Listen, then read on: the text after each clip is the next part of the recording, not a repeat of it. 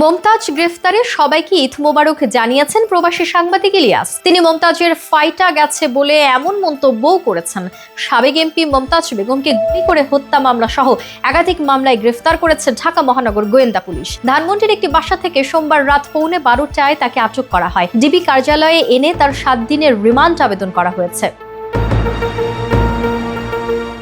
বৈষম্য বিরোধী ছাত্র আন্দোলনের রাজধানীর মিরপুর মডেল থানা এলাকায় মোহাম্মদ সাগরকে গুলি করে হত্যার মামলা সহ একাধিক মামলায় সাবেক সংসদ সদস্য মমতাজ বেগমকে গ্রেফতার করেছে ঢাকা মহানগর গোয়েন্দা পুলিশ ডিবি।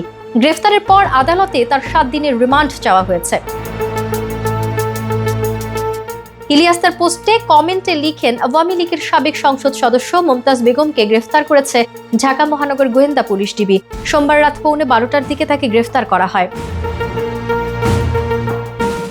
এরপরে ইলিয়াস আরও একটি পোস্ট দিয়েছেন, যেখানে তিনি লিখেছেন, জেলখানায় মমতাজ আপাকে ছাত্রলীগের সেলে থাকার ব্যবস্থা করা হোক, সবাই খুশি থাকবে, ঈদ মোবারক। এ বিষয়ে ঢাকা মহানগর পুলিশের ডিএমপি এক বার্তায় বলা হয়েছে, রাজধানীর ধানমন্ডি থেকে সাবেক সংসদ সদস্য মমতাজ বেগমকে গ্রেফতার করা হয়েছে।